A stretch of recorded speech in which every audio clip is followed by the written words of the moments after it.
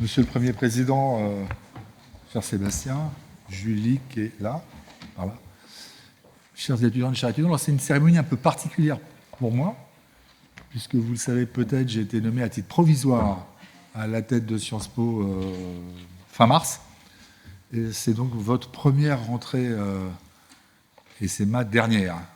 Et donc je trouvais ça sympathique de le faire dans cette école qui est un des fleurons de Sciences Po. Et vous savez qu'aujourd'hui, peut-être vous le savez, le conseil de l'Institut a exprimé un choix sur un futur directeur, et ce choix devra être confirmé demain par le conseil d'administration où siège Sébastien. Et donc on est dans la fin d'un processus qui va faire que cette période transitoire s'achève. Mais je suis content d'être là pour vous souhaiter la bienvenue à ceux qui arrivent à Sciences Po, et puis dire à ceux qui ont choisi le master en sortant du collège qu'ils ont fait un excellent choix, puisque c'est encore une école que moi j'ai observée de loin. Je suis pas... Quand moi j'étais à Sciences Po, il n'y avait pas d'école, donc c'était beaucoup plus simple comme cursus, mais j'en ai beaucoup parlé avec Sébastien, et je sais à quel point cette école, elle correspond à l'ADN de Sciences Po, avec une pluridisciplinarité au sein même des enseignements, avec un apport de la recherche, une dimension très importante pour cette maison, qui est le fait d'associer à des enseignements de nature un peu académique l'intervention de professionnels. Et 370, comme disait tout à l'heure, donc c'est très très significatif. Une forte dimension internationale, avec des professeurs associés, avec le fait que vous aurez peut-être la chance, dans le cadre de votre année de césure, d'aller rejoindre des écoles de facultés prestigieuses, notamment aux États-Unis. Et puis il y a cette notion d'engagement, qui est quand même très importante à Sciences Po. Et j'ai été, moi, très impressionné de ce bref parcours par ce qui avait été fait en termes de clinique du droit. Alors, c'est un concept que j'ai découvert à Sciences Po et qui, du point de vue de l'engagement citoyen sociétal, m'apparaît quelque chose de très important. Et puis, et je ne vais pas être trop long, je vous rassure, il y a l'innovation pédagogique. À Sciences Po, on en parle beaucoup, quelquefois plus d'ailleurs que la réalité de l'innovation, mais ici, la création même de cette école, ça a été un pari assez incroyable, donc, qui a été fait il y a 15-16 ans. Et je salue le créateur, celui qui a porté cette école, puisqu'il s'agissait de se dire qu'on pouvait former au métier du droit sans forcément avoir fait les études juridiques durant son début de cursus universitaire. Vous, ça vous apparaît, j'espère, naturel. Pour beaucoup de personnes à l'époque, ça a été un combat assez compliqué. Et force est de reconnaître que ce combat, il a été gagnant. Il suffit de regarder les taux d'insertion en sortie de cette école, la réussite au concours ENM et notamment commissaire de police. Donc c'est un magnifique succès, et ça, je voulais le dire aujourd'hui. Et vous dire aussi un mot sur l'année qui s'est écoulée. Vous l'avez pour certaines d'entre vous vécu. Vous l'avez lu, puisqu'il suffisait de regarder les chaînes d'infos pour qu'en boucle, on parle de Sciences Po. Donc ça a été une année assez éprouvante, et une année qui a, je crois, assez montré des maux que traverse la société française, au-delà de Sciences Po, qui est la polarisation des opinions et la radicalisation des modes d'expression, voire de revendication. Donc ça a été une année compliquée, dont on a essayé de tirer des leçons dès ce début d'année universitaire, en mettant en place différentes mesures, en ayant conscience que cette année, elle a créé des difficultés fortes de relation avec les étudiants, et qu'on a des efforts à faire, reconnaître des erreurs sans doute, et puis bâtir des nouveaux modes d'expression. Je pense que c'est plutôt une future équipe de direction qui le fera. Mais ce que je voulais dire, c'était très marquant, c'est lorsqu'on a bâti ce plan de rentrée, on a fait appel à l'école de droit. On a fait appel d'abord à Vincent Forêt, qui aujourd'hui fait un cours sur la liberté d'expression, sous l'angle juridique. La liberté d'expression, au fond, qu'est-ce que c'est, quelles en sont les limites? Ce qui est utile, notamment pour les étudiants qui viennent de culture anglo-saxonne, puisque la liberté d'expression n'a pas le même contenu en France et dans les pays anglo-saxons, mais même pour les étudiants français, c'était utile de l'avoir, et c'est un cours auquel je n'ai pas assisté, mais dont on me dit qu'il est naturellement de grande qualité. Et puis, je le dis devant Soraya, qui est la directrice d'OMAR, alors l'acronyme, l'Observatoire des modes amiables, de règlement, des résolutions des différends. Et ça, c'est quelque chose d'assez incroyable, et on va expérimenter cette année sur 3 campus le fait d'essayer de former les étudiants à ce mode amiable de résolution des conflits, on va même essayer de faire que certains d'entre eux soient volontaires pour être médiateurs. Donc c'est tout ce qu'on essaye de faire grâce à l'école de droit. Et donc ça m'apparaît tout à fait important à signaler, parce qu'en fait l'enjeu qui est le nôtre aujourd'hui à Sciences Po, c'est qu'on réapprenne mieux le débat, le dialogue, la controverse intellectuelle, dans le respect des uns des autres, en évitant absolument l'essentialisation et peut-être pire encore l'ostracisation qui peut en découler. On a, je crois, une responsabilité collective de se dire qu'on est capable de réussir ici ce qu'on fait peu ailleurs. Se parler calmement, pardon du terme, Monsieur le Premier Président, s'engueuler sans doute, parce que c'est finalement assez sain aussi, mais si on le fait vraiment dans le respect des autres, dans le pluralisme. Et ça, c'est votre responsabilité ici, sur ces bancs, que commence finalement cet apprentissage qu'on doit tous faire, nous-mêmes, vous-même, hein, direction tous du bien vivre ensemble. Voilà, je m'arrêterai là pour ne pas être très long. Remercier Christophe Soulard, le Premier Président de la Cour de cassation, qui nous fait l'honneur, l'amitié de prononcer la grande leçon inaugurale, dire un mot rapide de son parcours, qui est naturellement un parcours de grand magistrat du siège, je crois, partagé entre Paris et Metz, et puis Luxembourg, avec un rôle majeur à la Cour de cassation, puisque vous en avez été le président de la Chambre criminelle, et que vous êtes depuis juin 2022 premier président. Il y a aussi une raison peut-être supplémentaire qui fait que je suis ravi de vous rencontrer, c'est que vous êtes ancien élève de Sciences Po et que vous avez un goût pour l'enseignement, puisque vous avez été professeur associé de la faculté Robert Schuman à Strasbourg et la faculté de Lorraine à Metz. Et vous venez de l'évoquer, un point commun qui est l'attachement à l'Europe.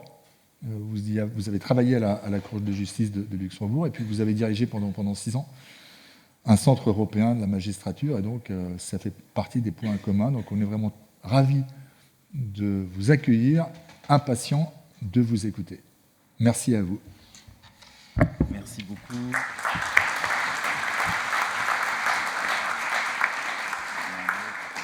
Comment ? Bien sûr. Merci, cher Jean, Monsieur le Premier Président de la Cour de cassation, Monsieur le Directeur provisoire Sciences Po, cher Jean, Madame la directrice exécutive de l'école de droit, chers collègues, chères étudiantes, chers étudiants, enfin je vous retrouve, mes très chers amis. Alors c'est un honneur et une chance de vous accueillir dans cet amphithéâtre, Monsieur le Premier Président, pour prononcer la leçon inaugurale de l'école de droit pour cette année académique. Comme notre directeur l'a dit, vous présidez la Cour de cassation, mais aussi la formation du siège du Conseil supérieur de la magistrature, et vous présidez encore le conseil d'administration de l'École nationale de la magistrature, un président et presque 3 institutions ici. Pour une école comme la nôtre, qui de si près discute les arrêts de la Cour, enseigne sa jurisprudence, pour une école qui forme de nombreux futurs magistrats, c'est un honneur, bien sûr, pour les étudiants et pour les professeurs de vous entendre aussi aujourd'hui. Votre présence témoigne de liens existants entre la Cour de cassation et l'école de droit de Sciences Po, des liens qu'une convention viendra bientôt formaliser. Elle témoigne surtout d'une discussion utile, nécessaire, réelle, entre l'école, ses étudiantes, ses étudiants, ses professeurs, et la Cour, source de savoir pour nous, lieu d'apprentissage pour des stagiaires, objet d'étude à l'occasion. C'est une chance aussi car à votre poste, de votre triple présidence, si j'ose dire, vous représentez pour nous ce soir la justice, alors je veux dire ici l'institution, un service public et celles et ceux dont l'activité quotidienne le font être. Une triple présidence, sorte de vigie, disais-je, et j'y insiste, pour ainsi veiller au recrutement, à la formation, à la gestion des carrières, au respect des règles déontologiques et à l'application de la règle de droit par le juge. Au-delà de ses responsabilités éminentes, notre directeur l'a évoqué, ce pourquoi nous sommes honorés, et j'insiste chanceux, tient à votre parcours. Alors, je note moi aussi avec plaisir que vous êtes diplômé de Sciences Po, section service public, mais aussi, pour le dire vite, de l'université Panthéon-Sorbonne, pour le droit, on fait aussi bien aujourd'hui, j'ose pas dire mieux, et de l'université de Reims pour la philosophie. Ce n'est pas tout, je remarque encore que vous avez exercé des fonctions en France, au siège, président de juridiction, conseiller référendaire, mais juge d'instruction aussi, président de chambre à la Cour de cassation, premier président de la Cour de cassation, mais encore, comme l'a dit notre directeur, au sein d'institutions européennes. Je relève encore que vous avez été professeur, chers collègues, et que l'enseignement du droit, donc, mais aussi l'écriture doctrinale, est au cœur de votre parcours. J'y reviendrai dans un instant. Avant cela, Monsieur le Premier Président, je veux encore insister sur la chance que nous avons de vous recevoir aujourd'hui. Car, voyez-vous, en cette rentrée, à la vérité, depuis quelques mois déjà, nous sommes inquiets, enfin, je le suis, et un certain nombre d'entre nous le sont encore, pour une raison qu'indique clairement le sujet de votre leçon, l'état de droit mis en cause de votre position, la vigie dont je parlais tout à l'heure, vous l'avez d'ailleurs déjà dit, et sous votre présidence, le Conseil supérieur de la magistrature, lui aussi, dans son rapport annuel, a indiqué la nécessité de défendre l'état de droit. Or, à ce sujet, et j'ai déjà eu l'occasion de le dire aux étudiants lors de la semaine de pré-rentrée, je trouve que nous tombons de haut, alors que, en tout cas, les gens de ma génération, les femmes et les hommes de ma génération, semblions convaincus de la pérennité d'un édifice juridique et intellectuel construit, pour ce que nous en connaissons aujourd'hui depuis la fin de la Seconde Guerre mondiale, on assiste dans certains États au recul du modèle de la démocratie libérale. On parle parfois de démocratie illibérale, on parle encore parfois de démocrature. Ce phénomène se conjugue à une crise de la démocratie représentative, à une critique de l'intégration européenne, à une critique de la constitutionnalisation du droit, à une critique de la fondamentalisation, mais aussi en même temps à une dénonciation, j'utilise cette expression, du gouvernement des juges. Voilà, l'expression est lâchée. Qui est-il, celui-ci, celle-là, pour censurer la loi? Est-il vraiment devenu, c'est un mot qu'utilise le Conseil supérieur, et peut-être vous-même, un ennemi de la démocratie, c'est-à-dire celui qui revient sur la décision d'une majorité, celui qui censure, modifie, réécrit la loi. Au-delà de cela, plus largement, il semble qu'aujourd'hui, le mouvement de limitation des pouvoirs par le droit, ce qu'est l'état de droit, de tous les pouvoirs par le droit, qui semblait acquis au terme d'une évolution lente mais certaine, qui nous semblait inéluctable, devient problématique. Je dis problématique, je ferais mieux de dire contesté. Contesté au nom de toute une série d'impératifs politiques que l'on trouve supérieurs à un moment donné et qui le sont sans doute. Une telle contestation, relayée par les réseaux sociaux, relayée par les médias plus traditionnels, la presse, la télévision, la radio, reposant aussi sur des discours savants et argumentés, accuse la fragilité du droit positif, c'est-à-dire la fragilité de l'état de droit, et comme nous avons l'habitude de le dire un peu désespéré, c'est généralement à la fin d'un cours et on va faire une pause ensuite, il n'y a pas de constitution qui puisse être révisée, pas de traité international qui puisse être dénoncé, pas de loi qui puisse être abrogée, pas de jurisprudence à l'égard de laquelle un revirement soit possible. Bref, l'état du droit, l'état de droit ne tient qu'à un fil, celui de notre volonté. Merci ce soir, Monsieur le Président, de venir nous rappeler cette mise en cause de l'état de droit et de nous offrir vos réflexions sur l'office du juge, personnage central dont, je l'ai dit, la légitimité même, aujourd'hui, dans le discours de certains, est mise en cause. Gageons que vos mots intéresseront et peut-être rassureront, je le souhaite, celles et ceux qui entendent, et ils sont nombreux dans cette salle, devenir magistrates ou magistrats, qu'ils intéresseront aussi les personnes tout aussi nombreux dans cette salle qui sont attachées au respect de l'état de droit et qui s'inquiètent légitimement des menaces dont l'état de droit fait l'objet. Gageons encore que ces mots seront utiles à la cause que nous servons, car vous avez été professeur, Monsieur le Premier Président, qui est celle de diffuser, certes, un savoir technique, incontestablement, mais aussi une culture juridique qui est celle de l'état de droit et qui est, je crois, l'un de nos biens communs. Avant de vous donner la parole, Monsieur le Premier Président, je veux vous répéter combien nous sommes honorés, combien nous sommes heureux de vous entendre ce soir prononcer la leçon inaugurale de notre année académique. Merci.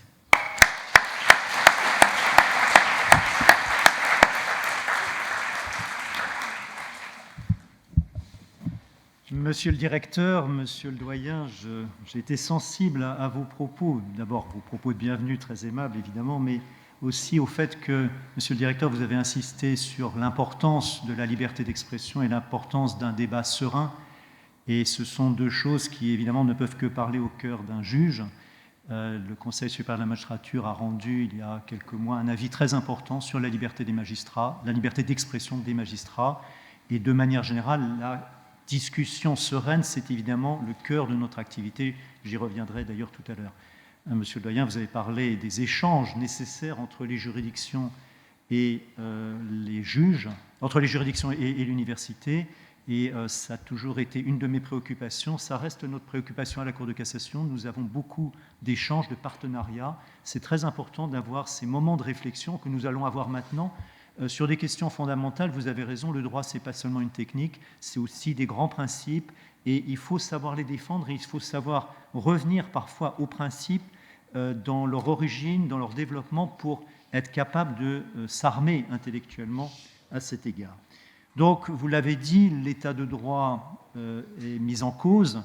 Je voudrais rappeler évidemment que l'état de droit tel que nous l'entendons aujourd'hui n'est plus tout à fait l'état de droit tel qu'il était entendu au XIXe siècle, où il signifiait à l'époque un État régi par le droit à travers la construction d'un ordre juridique auquel le pouvoir exécutif et l'administration sont soumis et qui est fondé sur la hiérarchie des normes.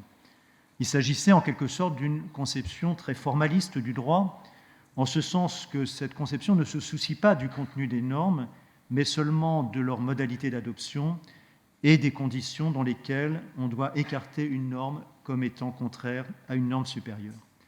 Les droits, dans ce sens, c'est donc en quelque sorte déconnecté de la morale, mais on sait qu'après la Seconde Guerre mondiale et en rupture avec les régimes totalitaires, a émergé une conception davantage matérielle et substantielle de l'état de droit qui implique l'adhésion aux droits fondamentaux et aux valeurs de la démocratie et l'instauration de mécanismes de garantie appropriés reposant sur le contrôle du juge constitutionnel. Dit autrement, l'état de droit aujourd'hui, ce n'est pas seulement le respect de règles formelles, c'est aussi le respect de droits fondamentaux substantiels qui peuvent être opposés à la volonté de la majorité. L'introduction de critères substantiels ne porte pas en elle-même atteinte au principe de la hiérarchie des normes, au sommet de laquelle se trouve la Constitution, puisque le constituant a accepté de donner une valeur supralégislative à un certain nombre de droits fondamentaux. Il l'a fait directement en faisant précéder la Constitution d'une déclaration des droits, et il l'a fait indirectement en permettant aux législateurs d'autoriser la ratification de conventions internationales qui consacrent précisément les droits fondamentaux. Par exemple, la Convention européenne des droits de l'homme et la Charte des droits fondamentaux de l'Union européenne. J'associe à dessein les libertés fondamentales consacrées par le préambule de la Constitution et celles qui sont reconnues par les conventions internationales, car la mise en cause des unes et des autres procède du même raisonnement. Et c'est de cette mise en cause et des réponses qui peuvent lui être apportées que je voudrais vous parler aujourd'hui.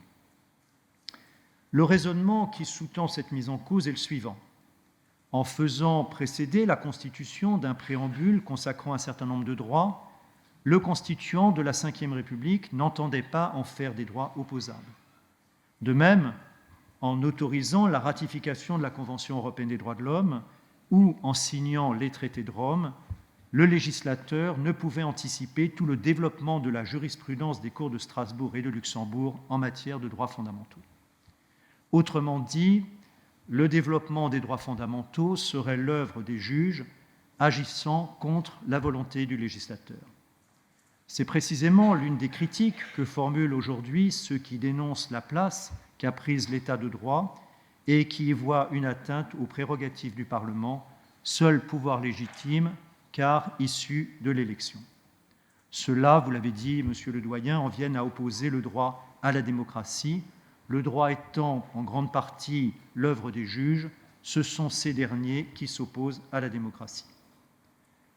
À cette mise en cause du principe même du contrôle qu'exercent les juges sur la loi, s'en ajoute une autre qui dénonce un enchevêtrement de normes nationales et internationale excessivement complexe. Il en résulterait que le droit est illisible et sa portée incertaine.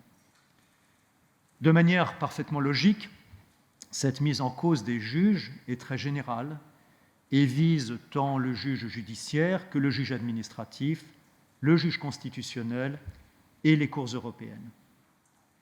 Les prémices sur lesquelles la dénonciation s'appuie ne sont pas fausses. Il est certain que le développement des droits fondamentaux tel qu'il s'est produit n'avait pas été envisagé en 1950, année de la conclusion de la Convention européenne des droits de l'homme, ni en 1957, année du traité instituant la Communauté économique européenne. Quant à la variété des modalités de contrôle, elle est indéniable. Contrôle de proportionnalité in abstracto, auquel s'est ajouté progressivement un contrôle de proportionnalité in concreto, obligation d'interprétation conforme, effet d'exclusion du texte interne, voire de substitution du texte européen ou du texte interne, responsabilité des États pour méconnaissance d'une norme européenne. Que répondre à cela ? Il y a d'abord une réponse que je qualifierais de formaliste et que je voudrais exposer rapidement avant de constater que cette réponse ne suffit pas, en tout cas qu'elle ne suffit pas à convaincre. Aussi est-il nécessaire de mettre en œuvre des mesures de nature à renforcer la légitimité des juges, notamment celle de la Cour de cassation, et ce sera la seconde partie de mon intervention. Le premier élément de réponse formaliste consiste à dire que si le développement des droits fondamentaux est avant tout l'œuvre des juges, cette œuvre a reçu après coup l'onction du politique. Ainsi, c'est à un moment où la jurisprudence de la Cour européenne des droits de l'homme était déjà très abondante que la France a accepté en 1981 seulement, c'est-à-dire tardivement, le recours individuel devant la Cour européenne des droits de l'homme. Or, c'est le recours individuel qui, en pratique, donne tous ses effets au contrôle opéré par la Cour de Strasbourg. De même, en ratifiant en 2016 le protocole permettant à une Cour suprême de demander un avis à la Cour européenne des droits de l'homme, la France a, comme d'autres pays, accepté l'idée que ces arrêts, les arrêts de la Cour européenne, ont une portée générale. S'agissant de l'Union européenne, les États membres ont entériné l'abondante jurisprudence de la Cour de justice sur les droits fondamentaux, très proche d'ailleurs de celle de la Cour européenne des droits de l'homme, lorsqu'ils ont, en 2000, adopté une charte des droits fondamentaux à laquelle ils ont ensuite donné la même valeur que celle des traités. De manière moins visible mais significative, les États membres ont accepté, par une modification du traité, d'élargir les conditions dans lesquelles un particulier ou une entreprise peut faire un recours en annulation contre un règlement de l'Union. Or, ce sont ces recours qui souvent sont fondés sur la violation d'un droit fondamental. On peut faire la même remarque s'agissant des droits fondamentaux reconnus par la Constitution. En ouvrant la possibilité de saisine à 60 députés ou sénateurs en 1974, puis en instituant la procédure de questions prioritaires de constitutionnalité en 2008, c'est-à-dire à un moment où le Conseil constitutionnel avait déjà donné valeur constitutionnelle à de nombreux principes fondamentaux, le constituant ne pouvait ignorer qu'il favoriserait leur développement, même s'il n'avait sans doute pas mesuré la portée et pas imaginé que ça se ferait dans de telles proportions. Mais le constituant savait bien que nécessairement ça allait développer la jurisprudence de la Cour, du Conseil constitutionnel. Le deuxième élément de réponse, de cette réponse que j'appelle un peu formaliste, faute d'avoir trouvé un terme plus adéquat, tient à ce que la reconnaissance de principes généraux ne se fait pas de manière abrupte. Elle consiste en une évolution progressive et prudente, faite d'ajustements successifs, qui conduit à un consensus entre les différentes juridictions concernées, qu'elles soient nationales ou européennes. On peut parler ici de co-construction. C'est d'ailleurs ce qui explique que ces différentes juridictions fassent l'objet des mêmes critiques, et de ce point de vue, ceux qui formulent ces critiques ne se trompent pas. On pourrait donner maints exemples de questions préjudicielles dans lesquelles des juridictions nationales, notamment la Cour de cassation française, ont fait état d'arguments propres à infléchir la jurisprudence de la Cour de justice. Souvent, elles y ont réussi. Ce fut le cas, par exemple, de l'interprétation de la réglementation sur les détachements de travailleurs que la Cour de justice a infléchi à la suite de questions posées par la Cour de cassation française, questions qui n'étaient pas seulement des questions, mais des mises en cause, d'une certaine manière, de la jurisprudence de la Cour de justice, et qui ont conduit la Cour de justice à modifier sa jurisprudence, la Cour de cassation ayant fait valoir qu'il fallait réserver le cas de la fraude, ce que jusqu'à présent la Cour de justice ne faisait pas. C'est aussi à la suite de questions posées par de nombreuses juridictions nationales que la Cour de justice a fini par infléchir, dans une faible mesure, il est vrai, sa jurisprudence sur les données de connexion.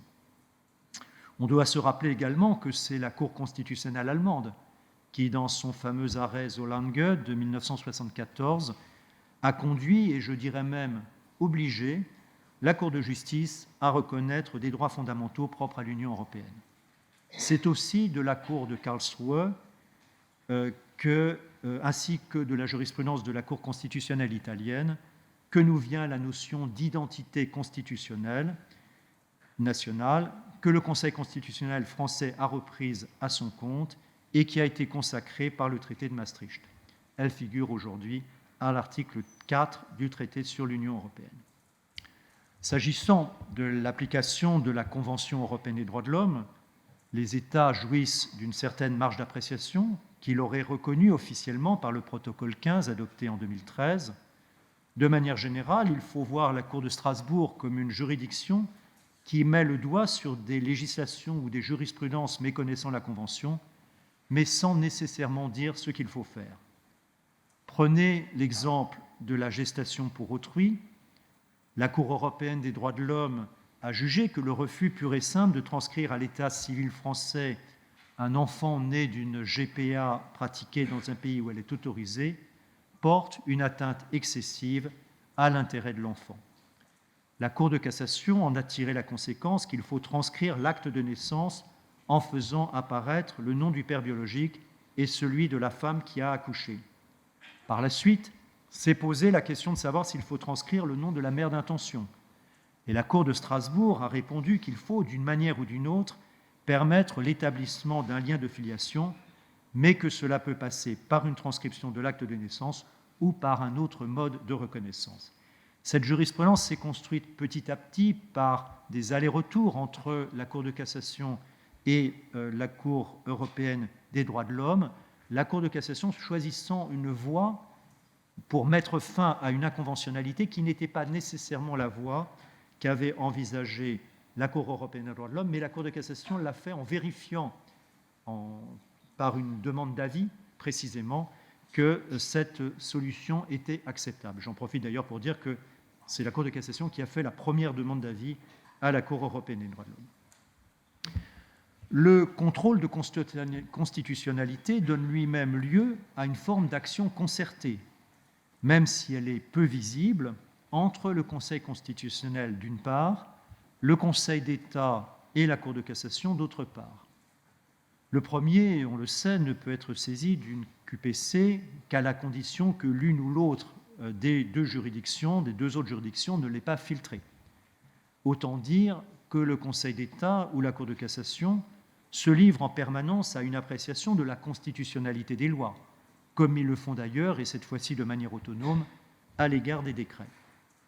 Ainsi, le Conseil constitutionnel n'aurait pas pu ériger le principe de fraternité en principe constitutionnel si la Cour de cassation n'avait pas considéré que la question méritait d'être posée, de même qu'il n'aurait pas pu imposer la motivation des peines prononcées par les cours d'assises si la Cour de cassation n'avait pas considéré que toute sa jurisprudence sur la motivation des peines correctionnelles devait conduire à reconsidérer celle des peines criminelles.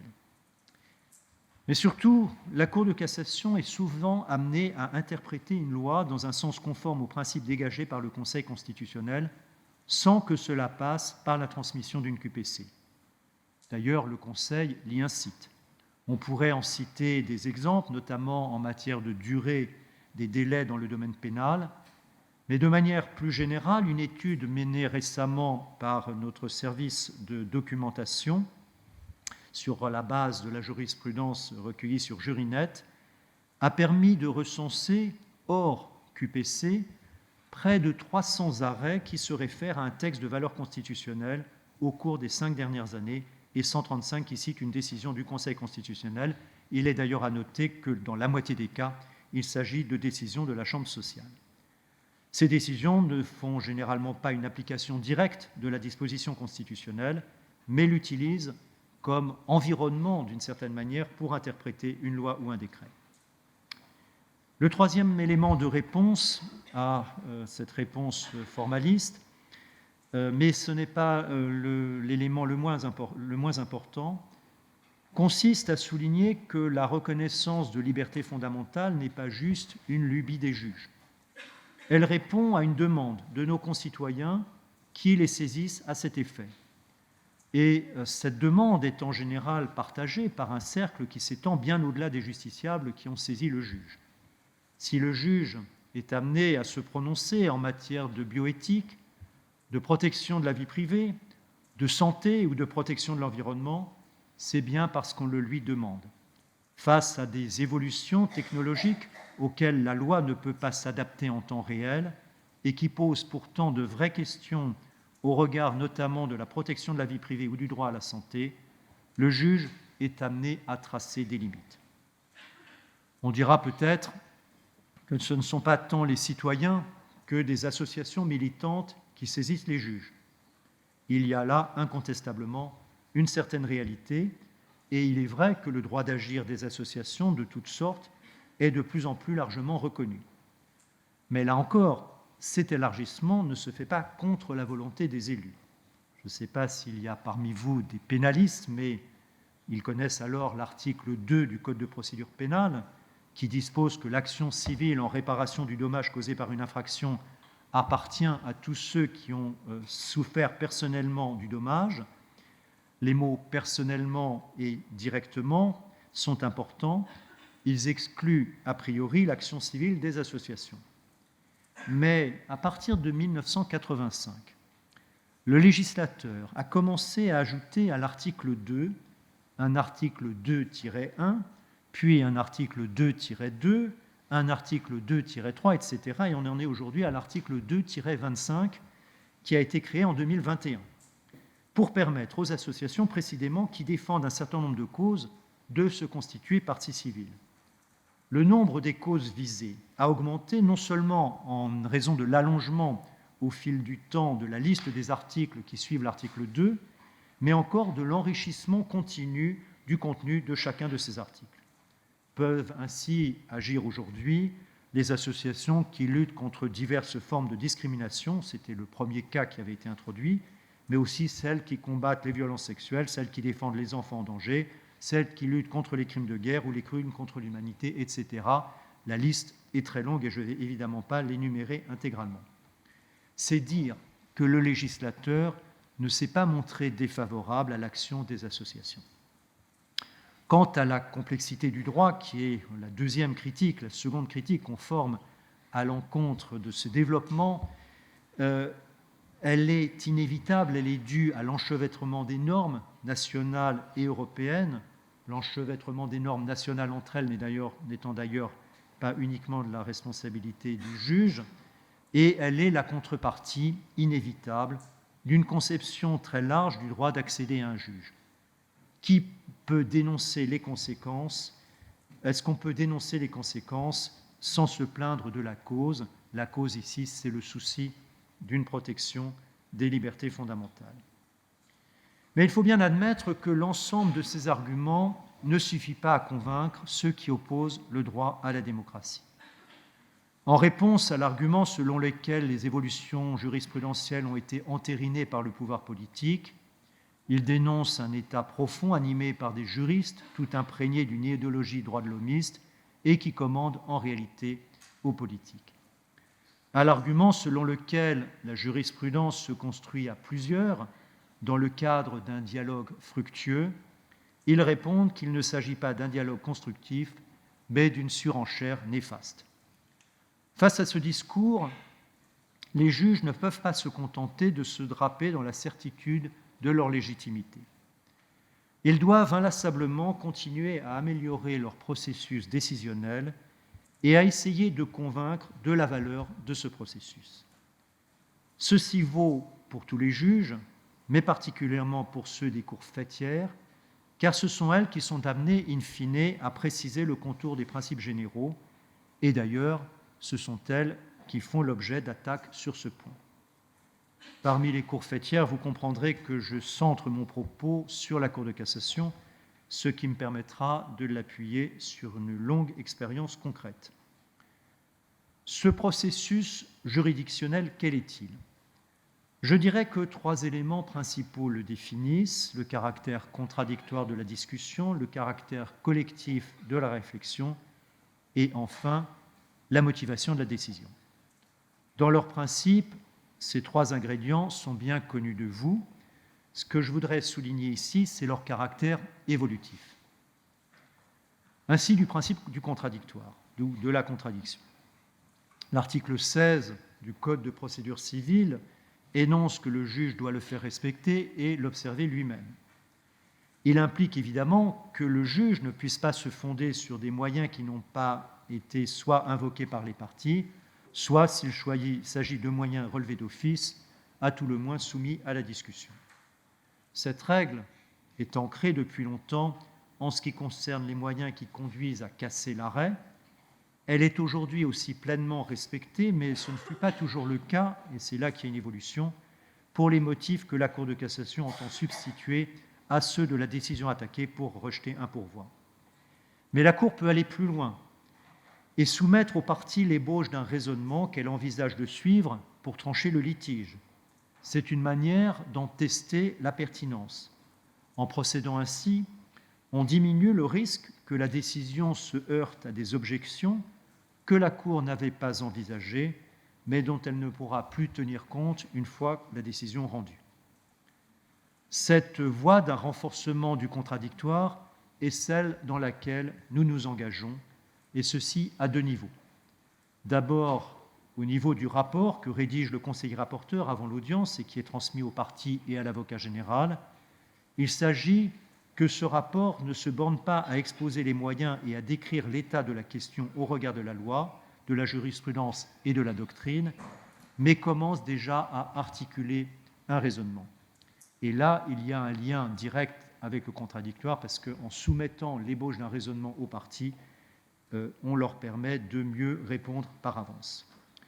Le second niveau, c'est celui de l'audience, que nous cherchons à rendre plus interactive par le jeu de questions-réponses qui permettent précisément de tester la solidité de certains arguments. Quant au caractère collectif de la décision, et c'est le 2e ingrédient de notre processus, il résulte de pratiques qui, elles aussi, évoluent. D'abord, la pratique du délibéré. Le délibéré et donc la collégialité se situent au cœur de l'activité juridictionnelle, je le disais tout à l'heure. Il se ressentit par les juges eux-mêmes comme une composante essentielle de leur légitimité, notamment parce qu'ils obligent chaque juge à soumettre ses propres analyses au regard critique d'autres juges et donc à prendre conscience des a priori personnels qu'elles traduisent et qui traduisent autant de biais susceptibles d'avoir une influence sur la décision. Mais le délibéré, c'est un processus complexe, bien éloigné d'une simple comptabilité des positions exprimées. Plusieurs biais sont susceptibles de le fausser, qui peuvent relever de l'expérience et de la personnalité de chacun de ceux qui y participent, comme de la relation qu'il entretient avec les autres. Pour supprimer ces biais, ou au moins en atténuer les effets, il faut un apprentissage et une méthode. L'habitude du délibéré permet à chacun de se départir de ses affects, en quelque sorte de mettre son amour-propre sous le boisseau, et on peut y compter ici sur un effet de contagion.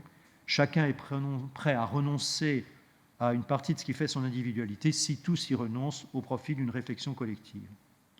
Mais il faut aussi une méthode, et notamment une préparation en amont, qui permettent notamment d'éviter qu'une décision soit prise parce que l'un des membres a sorti au dernier moment de son chapeau des arguments auxquels personne ne s'était préparé. Le délibéré, ça n'est pas une joute où triomphent les arguments les plus percutants, c'est un processus de maturation collective qui s'inscrit nécessairement dans une certaine durée et qui implique l'existence de travaux préparatoires.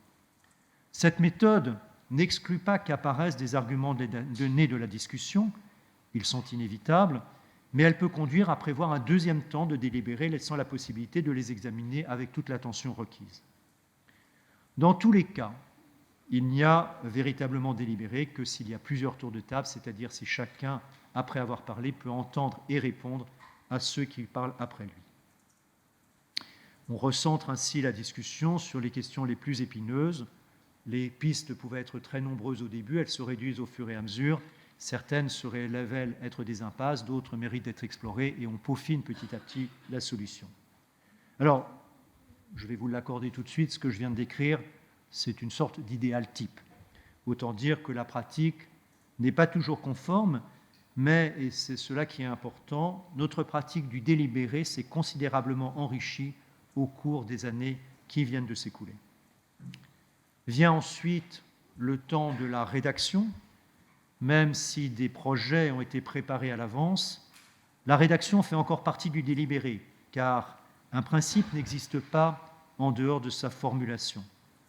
Peut-être que certains d'entre vous, je l'espère, deviendront juges, et ils feront alors cette constatation que fait tout juge qui croit, après un délibéré, qu'on s'est entendu sur un principe, mais on se rend compte en rédigeant qu'on s'était entendu sur un malentendu, et que la phase de rédaction révèle ce malentendu de façon impitoyable. Parfois, ce n'est pas l'absence d'accord, d'ailleurs, qui est révélée, mais la faiblesse de la solution adoptée. L'idée paraissait s'imposer lorsqu'elle était formulée oralement, et elle fait pâle figure une fois qu'on la couche sur le papier. Ce qui vaut pour la formulation des principes vaut aussi pour leur justification, et ceci m'amène tout naturellement au troisième ingrédient de la légitimité décision, à savoir leur motivation. Vous le savez, cette motivation emprunte de manière générale la forme du syllogisme. S'agissant de la Cour de cassation, la majeure du syllogisme est constituée par le texte ou le principe applicable au litige, qui est souvent le principe et souvent l'interprétation d'un texte. La mineure est constituée par la décision de la Cour d'appel attaquée, et la conclusion prend la forme d'une cassation si la mineure n'est pas conforme à la majeure ou d'un rejet du pourvoi dans le cas contraire. Une telle motivation est satisfaisante lorsque le principe qui constitue la majeure n'est pas lui-même discuté et que seule se pose la question de savoir si la Cour d'appel a ou non correctement appliqué le principe. Mais lorsque c'est le principe lui-même que le demandeur au pourvoi conteste, on ne lui répond pas vraiment si on se borne à réaffirmer que la Cour d'appel a bien appliqué le principe, puisque c'est le principe qu'il conteste. Et dans ce cas-là, c'est le principe lui-même qu'il faut justifier. C'est dans cette voie que s'est engagée la Cour de cassation, au moins pour ses arrêts les plus importants.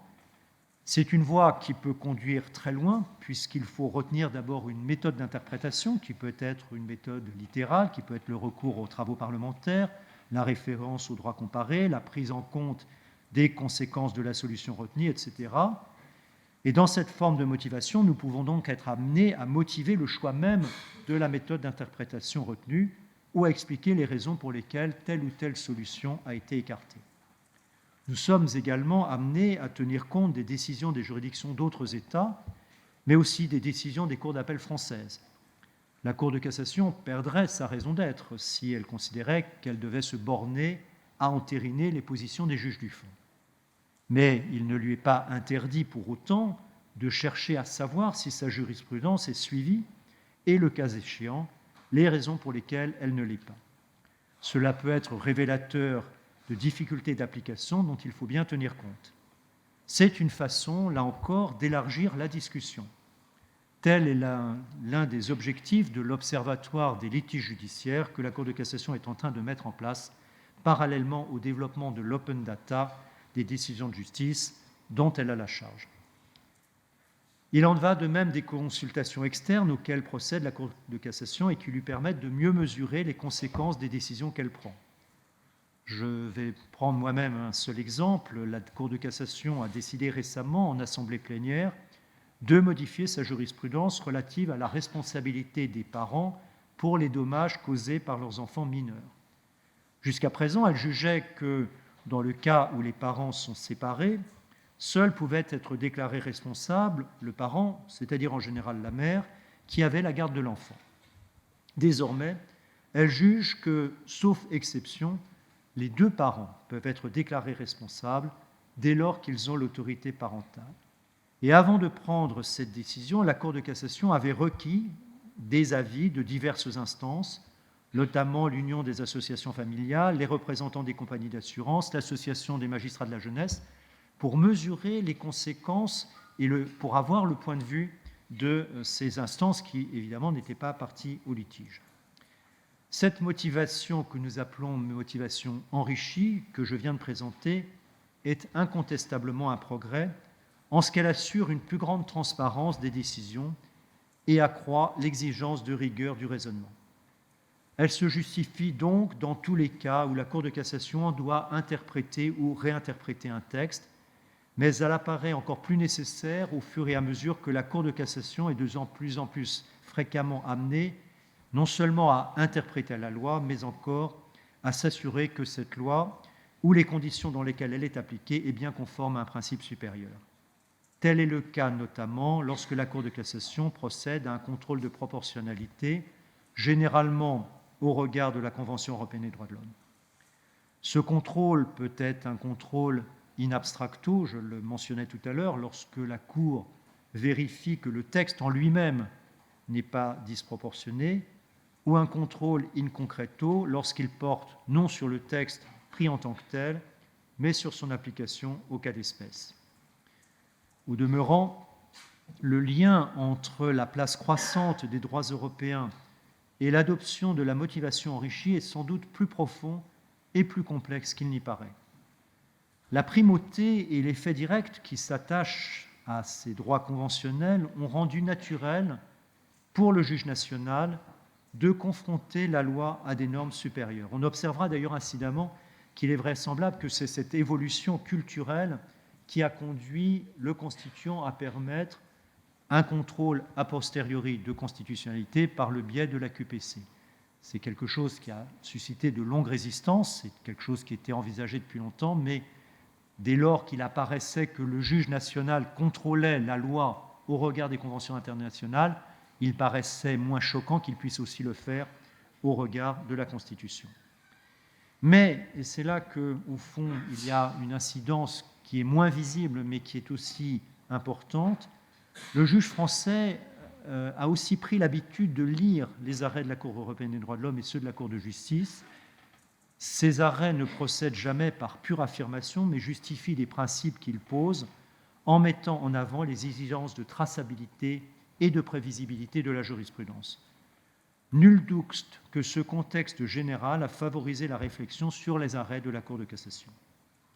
À cet égard, il est intéressant d'ailleurs de relever qu'une évolution semblable s'est produite sous l'influence des droits européens dans la plupart des pays de l'Union européenne qui recouraient auparavant à une motivation succincte.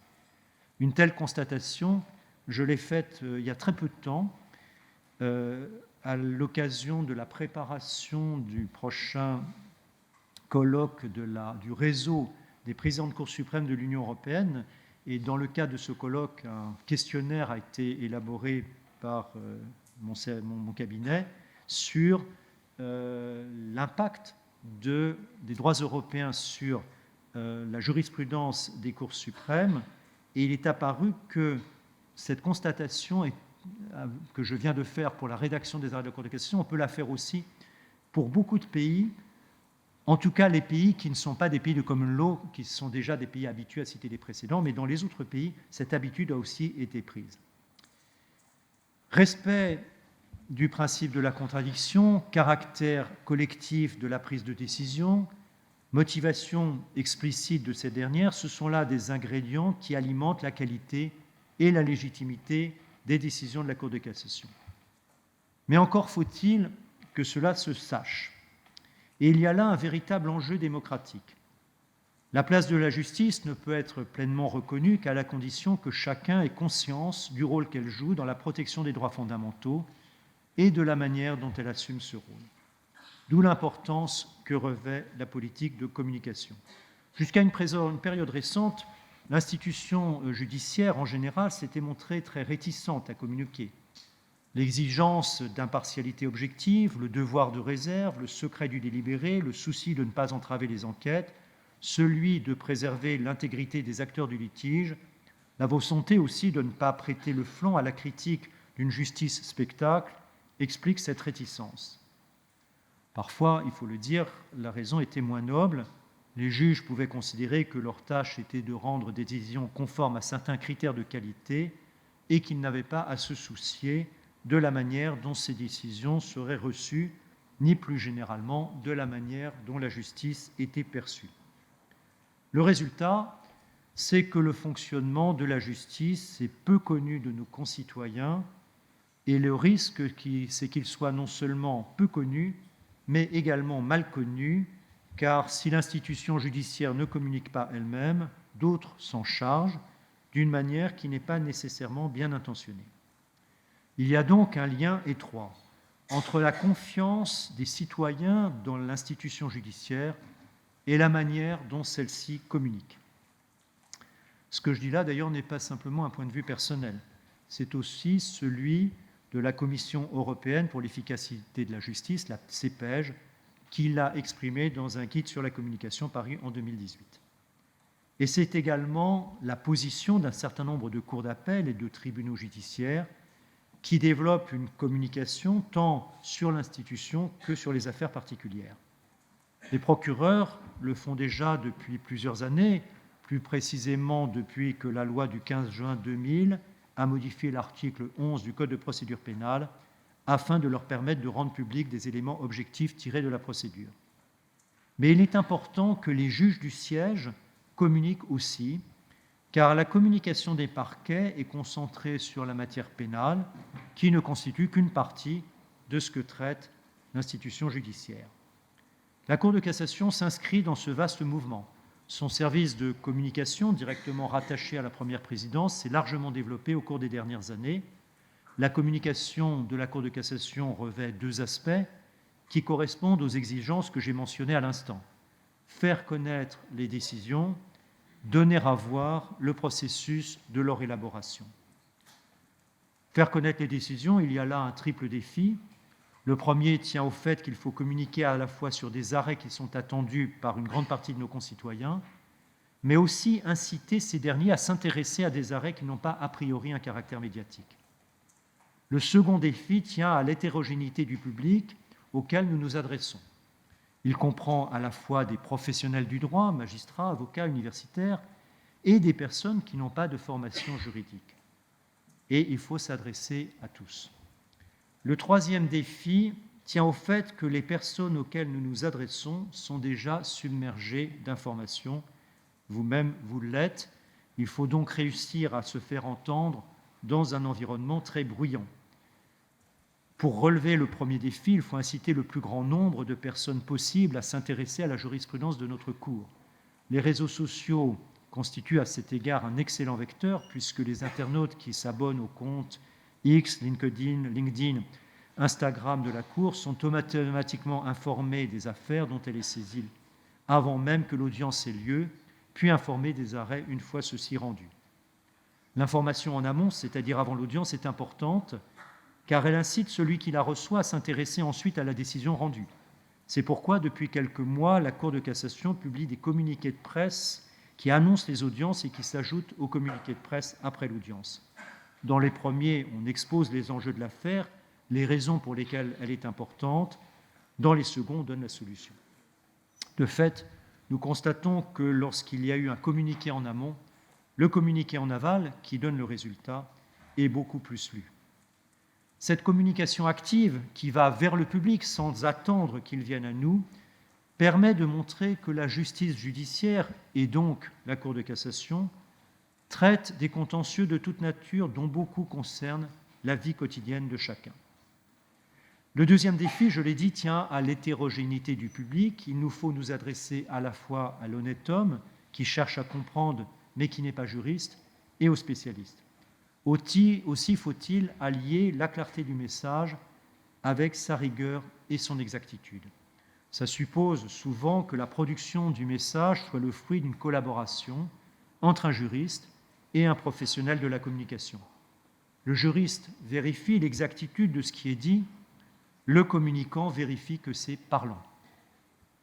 Cela vaut notamment pour les communiqués de presse, dont l'élaboration donne lieu à des allers-retours entre juristes et communicants. Cela vaut également pour les lettres électroniques et les podcasts que nous éditons. On remarquera d'ailleurs que la lettre électronique est un vecteur particulièrement adapté à des lecteurs qui ont des intérêts variés. En quelques secondes, on peut prendre connaissance d'une liste de thèmes. En cliquant sur un thème, on accède à un bref commentaire. En cliquant sur le commentaire, on accède à l'arrêt et éventuellement aux travaux préparatoires. Donc on a une lecture à plusieurs vitesses qui peut être une lecture très rapide, mais une lecture aussi très approfondie. Nous avons parfois, pour certaines affaires, même des notes explicatives, mais qui n'intéressent qu'une partie du public, et ce qui n'empêche pas que nous nous adressions à tout le monde. Chaque lettre publie sa lettre électronique et probablement chacune de ces lettres a son public, mais nous avons aussi une lettre électronique de l'ensemble de la Cour et depuis peu une lettre internationale qui rencontre beaucoup de succès avec une version en français et une version en anglais. Je l'ai dit, il faut tenir compte de ce que notre public est submergé d'informations. La lettre et les communiqués de presse répondent à cette exigence. Une autre manière consiste à multiplier les supports, les réseaux sociaux, mais aussi les podcasts. De manière générale, le podcast est devenu un vecteur d'information très important qui s'ajoute aux médias traditionnels. Et je dois dire que nous tirons profit de ce qu'une grande partie de la population vit en permanence avec un casque sur les oreilles. On pourrait penser que la communication devient moins nécessaire au fur et à mesure que la Cour de cassation rend des arrêts plus faciles à lire et plus motivés.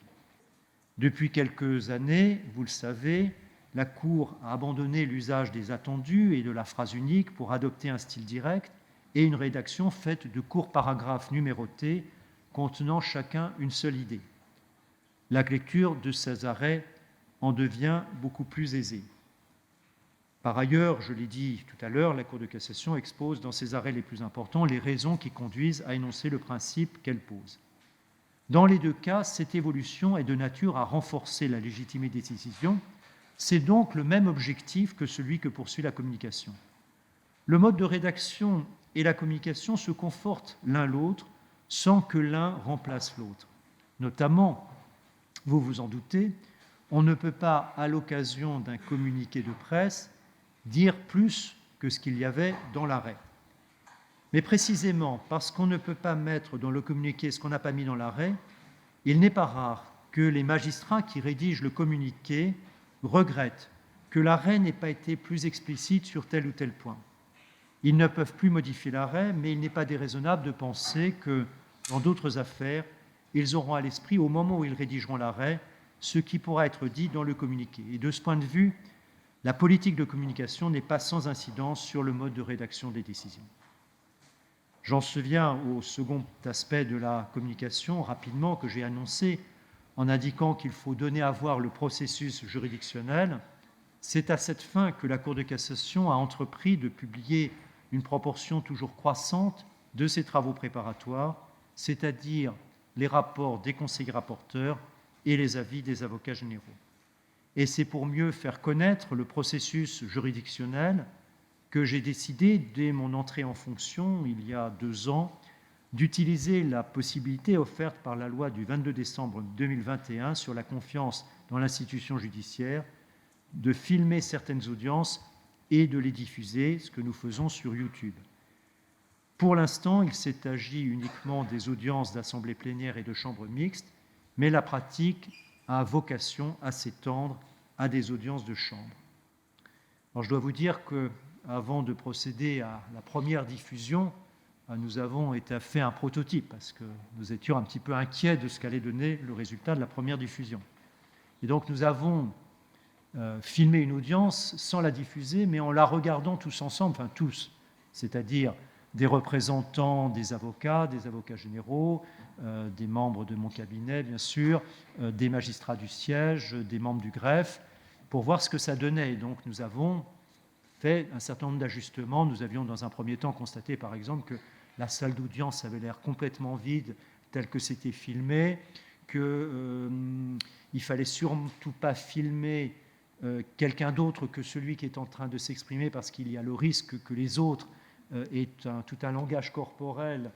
Par exemple, l'avocat, le confrère de l'avocat qui est en train de parler pourrait lever le ciel au ciel, pourrait ricaner, le juge pourrait dormir. Enfin bref, il fallait éviter ce genre de contrariété. Donc on a décidé de filmer uniquement la personne qui parle. Toutes ces questions, nous les avons abordées ensemble et ça a d'ailleurs été très intéressant parce que ça nous a conduit aussi à nous interroger sur la technicité de notre langage.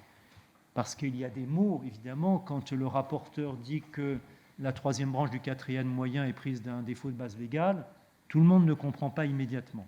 Donc on s'est demandé, est-ce qu'il faut qu'on modifie notre vocabulaire ou pas ? Et la réponse c'est non. La réponse c'est l'audience que nous filmons doit être l'audience vraie de la Cour de cassation avec tout ce que ça représente de technicité.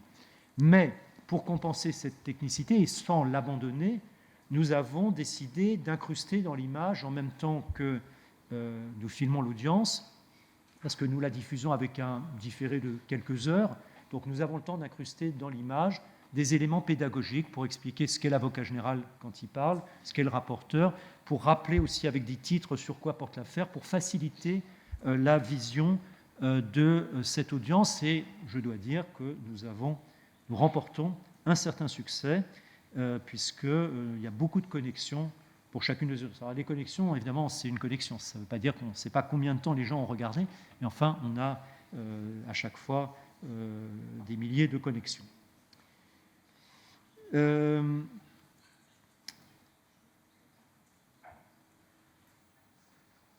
J'ai commencé mon propos en évoquant la conception moderne de l'état de droit et les critiques qu'elle suscite. J'ai poursuivi en montrant que le fait que cette conception a été globalement acceptée par le politique ne suffit pas à répondre à ces critiques, lesquelles doivent inciter les juridictions judiciaires en général et la Cour de cassation en particulier à sans cesse améliorer leur processus décisionnel et faire connaître le rôle et le fonctionnement de la justice. En guise de conclusion, je ferai 2 remarques qui pourront également ouvrir notre discussion. La première porte sur notre conception actuelle de l'état de droit en tant qu'elle inclut le respect d'un certain nombre de droits fondamentaux. Ce faisant, on réintroduit nécessairement, me semble-t-il, l'idée d'un droit naturel que le positivisme juridique avait écarté et on rend poreuse la frontière entre le droit et la morale. Mais précisément parce que les valeurs morales sont le fruit de l'histoire, leur contenu et leur portée sont indissociables d'une époque et sont donc appelés à évoluer. Vous vous en rendez compte tous les jours, ce qui est évident aujourd'hui n'était pas nécessairement reconnu hier, sera peut-être négligé demain. Il suffit de penser aux différentes discriminations qui paraissent aujourd'hui inacceptables, mais qui ne nécessitaient guère de protestation il y a 50 ans. Le fait que les valeurs dont le juge assure le respect ne découlent pas d'un droit naturel au sens qui a été donné à cette expression à certaines époques, c'est-à-dire d'un droit extérieur à la volonté humaine, mais qu'elles s'inscrivent dans l'histoire, ne leur faut pas perdre, à mes yeux, leur raison d'être ni leur force. Leur fondement résidant notamment dans le consensus qu'elles suscitent, elles sont une condition du vivre ensemble. Il faut donc les défendre sans pour autant penser qu'elles sont éternelles. Tout est question finalement d'ampleur du consensus et de rythme. Par essence, les principes fondamentaux recueillent un assentiment plus large et ont une durée de vie plus longue que les lois qui doivent s'y conformer. Ils s'imposent naturellement à une population et une époque donnée sans constituer pour autant un droit naturel qui transcenderait l'histoire. Et à cet égard, je reprendrai volontiers l'expression employée par le philosophe François Ewald qui parlait de droit naturel pragmatique. Alors l'expression peut paraître comme un oxymore, mais évidemment c'est ce qui fait son sel. Et c'est là qu'apparaît dans toute son ampleur la tâche du juge, déterminer la portée exacte des principes qui font consensus. Cela ne peut se faire que par des ajustements successifs prudents dans le cadre d'un débat le plus large possible. J'en ai décrit les conditions procédurales les plus importantes. J'ajouterai que l'idéal type du débat judiciaire, dans lequel prévalent le respect de l'interlocuteur, la recherche de l'adhésion, l'affirmation de valeurs communes et le choix de faire prévaloir une pédagogie de la complexité plutôt que la démagogie de la simplification, pourrait parfois inspirer utilement d'autres discussions dans d'autres instances en dehors de l'enceinte judiciaire. Ma seconde remarque prolonge la première. Le juge statue au nom du peuple français, c'est-à-dire comme un représentant, et pourtant, à quelques exceptions près, les juges français ne sont pas élus.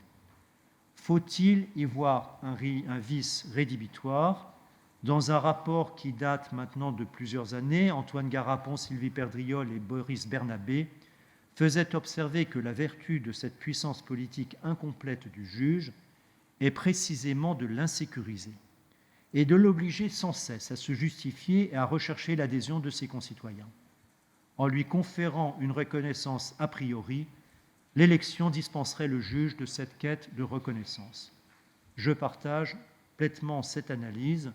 Ce souci constant que nous avons de renforcer notre légitimité est un moteur très puissant. À cet égard, les critiques dirigées contre l'État de droit dans son acception contemporaine nous obligent à penser à nouveau frais ses fondements et sa raison d'être. Mon intervention de ce soir est une contribution modeste à cette réflexion qui concerne non seulement la France, mais encore d'autres pays. Aussi, n'est-il pas de meilleur lieu pour la mener que l'Institut d'études politiques, dont l'ancêtre fut créé pour armer intellectuellement, après la guerre de 1870, ce qu'on appellerait aujourd'hui l'État profond, et qui depuis s'est ouvert de manière spectaculaire au reste du monde. Je vous remercie.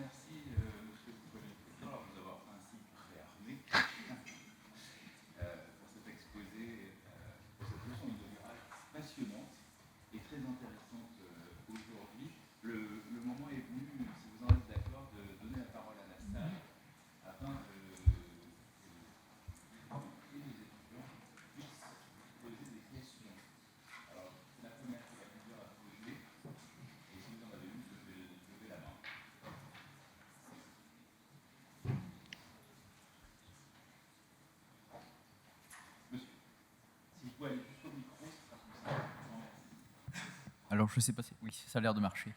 Oui, vous avez parlé des dialogues des juges, et notamment entre la Cour de cassation, la CEDH et la CJUE. Mais concrètement, là, on a quand même... Enfin, il y a un problème depuis 2014 avec la CJUE qui a estimé que l'UE ne pouvait pas participer en tant que membre à la CEDH. Et concrètement, les praticiens se demandent comment articuler la Charte des droits fondamentaux de l'Union européenne et la CEDH. Et alors ça, à votre avis, comment est-ce que ça peut évoluer? Parce que concrètement, c'est peut-être une source d'incertitude, en tout cas pour les praticiens, c'est vécu comme une source d'incertitude juridique, de dire on a finalement deux ordres qui coexistent quand même en grande partie sur un même territoire, qui ont une valeur supranationale, et finalement, comment articuler tout ça, et comment est-ce que vous pensez que ça pourrait évoluer, et notamment, vous, dans votre pratique, comment ça pourrait évoluer, comment ça pourrait jouer? Alors, ça s'articule bien en réalité, ça s'articule très bien, indépendamment de la question de l'adhésion, parce que la Cour de justice fait en sorte de retenir, et elle le fait depuis avant même la Charte des droits fondamentaux. Quand elle a commencé à poser des principes généraux du droit communautaire de l'époque, elle a toujours fait en veillant à ce qu'il y ait très très peu de divergence avec la jurisprudence de la Cour de Strasbourg, il y a une époque, on était capable de citer qu'un ou deux arrêts où il y avait une divergence sur les perquisitions pour les personnes morales, l'une considérant que c'était une atteinte à la privée, l'autre non. On était vraiment sur des très très peu de divergences. Aujourd'hui encore, il y a en réalité très peu de divergences. Et d'ailleurs, dans le traité, vous avez quand même un article qui dit que la Cour de justice doit interpréter, donner à la Charte des droits fondamentaux le même sens que donne la Cour européenne des droits de l'homme aux dispositions similaires de la Convention. Alors, s'agissant du juge national, l'articulation se fait assez bien. Là, c'est peut-être un tout petit peu différent parce qu'au fond, très souvent, dans un même litige, on va invoquer à la fois la Charte des droits fondamentaux, le droit de l'Union si on est dans un domaine d'application du droit de l'Union, et éventuellement poser une QPC portant sur le même principe. Et là, le principe est assez clair, il faut que tous les textes soient respectés. C'est-à-dire que ce n'est pas parce que on respecte la Constitution qu'automatiquement on respecte la Charte des droits fondamentaux ou la Convention européenne des droits de l'homme.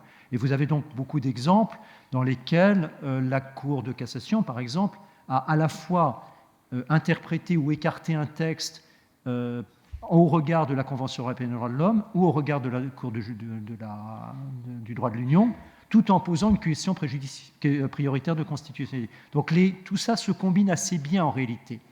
Alors ça n'empêche pas qu'on peut souhaiter, et d'ailleurs c'est une obligation en réalité faite par le traité de Lisbonne, on peut souhaiter l'adhésion de l'Union européenne à la Convention européenne des droits de l'homme, ce qui permettra à la Convention européenne des droits de l'homme de statuer plus directement sur les actes de l'Union européenne, ce qu'aujourd'hui elle ne peut pas faire facilement. Donc ça apporterait quelque chose. Mais dans le quotidien, il n'y a pas de gros... Ça s'articule quand même assez bien.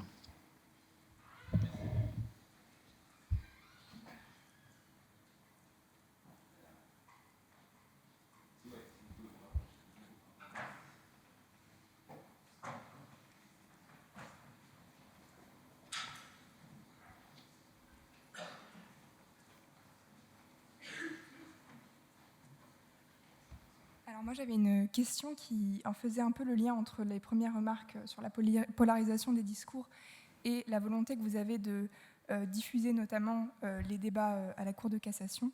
Ne pensez-vous pas que ce discours qui est mis en ligne peut en réalité essentialiser les débats de la Cour de cassation, car sortis de leur contexte et parce que les gens ne font pas l'effort, parce que pour des raisons parfaitement légitimes et nombreuses, de se déplacer et donc finalement de se retrouver avec des bribes de discours qui finalement font perdre son sens à la généralité du propos. Alors, première remarque, nous diffusons l'intégralité de l'audience. Oui, oui. Alors, c'est une audience qui n'est pas très longue, c'est une audience qui dure 2 heures à peu près, parce que c'est très organisé, une audience d'assemblée plénière à la Cour de cassation, mais nous diffusons toute l'audience. Je rappelle aussi à chaque fois, au moment du début de l'audience, et nous le remettons aussi dans nos documents pédagogiques, que l'audience n'est qu'une partie. L'audience est précédée de travaux préparatoires, de réflexions très importants. Elle est suivie évidemment d'un délibéré. Le délibéré peut être très long. Et donc tout cela, on le rappelle.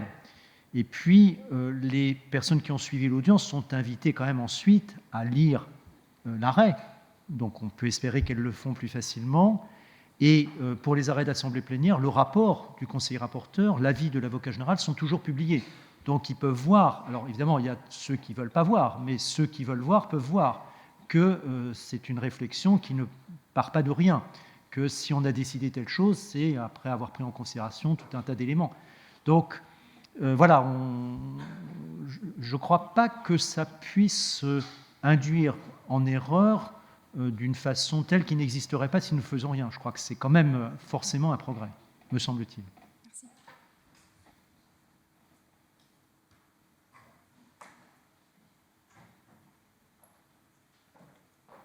Bonsoir, merci beaucoup pour votre présentation. Vous avez évoqué la co-construction entre les hautes juridictions et notamment entre les cours nationales et européennes et internationales. Et je ne sais pas dans quelle mesure vous pourrez me répondre dû à votre devoir de réserve, mais je me demandais quelle était la réaction au sein de la Cour de cassation en matière civile et pénale lorsqu'un arrêt de violation est rendu par la Cour européenne des droits de l'homme? C'est très bien accepté. Il n'y a pas de problème. D'abord, il y en a assez peu. Oui. Premièrement, je tiens à le dire quand même. Il y a quand même peu d'arrêts de condamnation. Il faut le savoir. Hein. Et c'est vraiment quelque chose qui est entré dans notre culture. On l'accepte, on en tient compte, d'autant plus que nous avons en permanence, nous l'appliquons tout le temps. Alors la chambre criminelle, c'est particulièrement le cas, mais à la chambre criminelle, dans les 3/4 des affaires, on invoque à un moment la Convention européenne des droits de l'homme. Donc on est en permanence dans cette culture, mais dans les chambres civiles aussi. Les chambres civiles, je prends procédure civile, on est tout le temps sur la question de savoir si une règle de procédure n'est pas excessive par rapport à... Bon, et en matière de civil, de droit du fond aussi, il y a en permanence... donc on baigne dedans, donc il y a de temps en temps un arrêt qui condamne la France, et ben voilà, on l'intègre.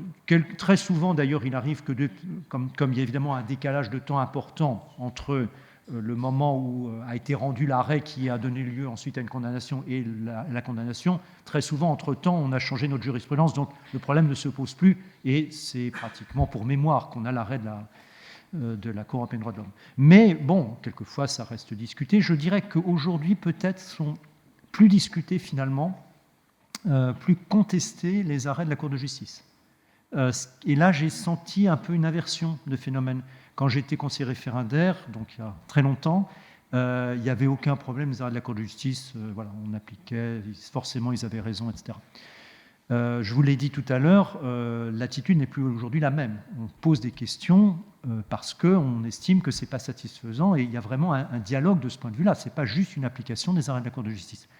La Cour européenne des droits de l'homme, au fond, ça passe...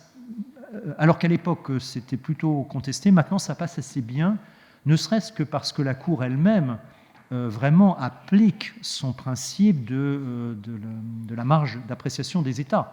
Donc la Cour tient compte du degré de consensus qui existe entre les États sur telle ou telle question et souvent aide aussi, d'une certaine manière, les juridictions nationales. Je parlais tout à l'heure de la GPA. La GPA, c'est toute une construction qui est purement jurisprudentielle. En réalité, il n'y a quasiment aucun texte. Le législateur ne s'était jamais risqué à légiférer là-dessus. C'est la Cour de cassation qui a dit dans un premier temps que c'était contraire à l'ordre public français. Bon. Et c'est la Cour de cassation qui ensuite a évolué, mais au fond, elle a considéré qu'elle était aidée par la Cour européenne des droits de l'homme, parce qu'au sein de la Cour de cassation, il y avait quand même des débats assez pas vifs, mais assez forts. Et on était heureux d'avoir la position de la Cour européenne des droits de l'homme, qui aussi procède à des comparaisons, donc ça nous apporte aussi des informations. Donc il n'y a vraiment pas de... Voilà, ça se passe bien, quoi. Merci.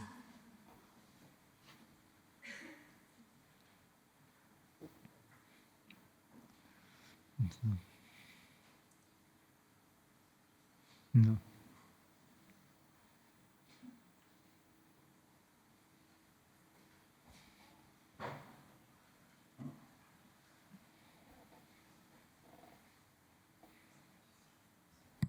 Bonsoir monsieur, merci de votre présence et de votre lecture. J'avais juste une question concernant votre point sur l'importance de la communication et surtout le fait, vous avez souligné le fait que pour qu'il y ait une homogénéité avec le public concernant le rapport avec les institutions judiciaires, qu'il fallait un lien entre des spécialistes de la communication et des juristes.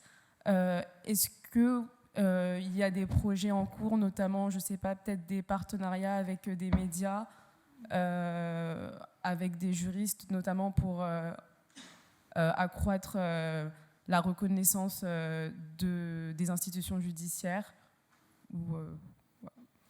Alors, il y a deux choses. D'abord, au sein de la Cour de cassation, le directeur de la communication n'est pas un juriste. Enfin, il a fait des études de droit aussi, mais c'est d'abord quelqu'un qui est un spécialiste de la communication. Et dans son équipe, ce sont que des spécialistes de la communication. Donc là, et quand je parlais d'échanges, c'est vraiment des échanges entre ce service, les membres de ce service, et des magistrats de la Cour de cassation. Donc, très concrètement, quand on décide de faire un communiqué de presse, un des magistrats qui a participé ou pas d'ailleurs au délibéré, mais qui est un magistrat, rédige un premier projet, il l'envoie au service de communication, et le service de communication lui répond là, il faudrait mieux ajouter ça parce que sinon on ne comprend pas bien, ou là, il faudrait retirer ça. Ça revient au magistrat qui dit non, si on ajoute ça, c'est pas dans l'arrêt, si on retire ça, ça va plus non plus.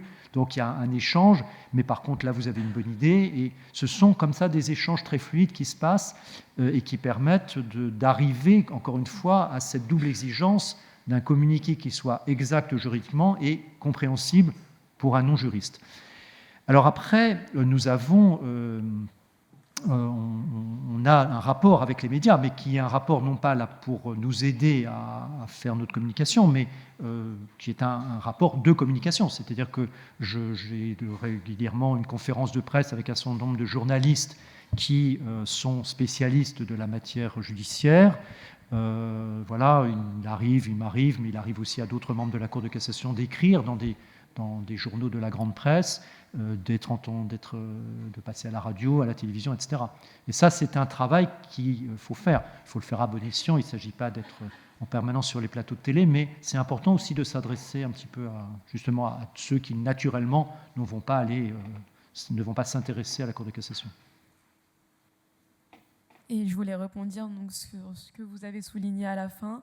Est-ce que pensez-vous que les médias peuvent desservir la cause, notamment de la reconnaissance de la justice, puisque vous avez souligné l'importance qu'il fallait que les institutions judiciaires soient connues, mais surtout bien connues et pas mal connues.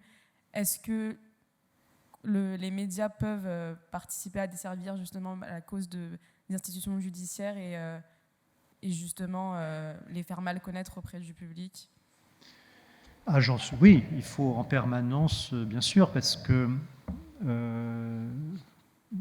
d'abord, il y a les médias et puis tous ceux qui interviennent dans les médias sans être eux-mêmes des journalistes, qui vont donner une vision d'une affaire qui ne correspond pas du tout à la réalité des faits ou qui vont pas du tout expliquer que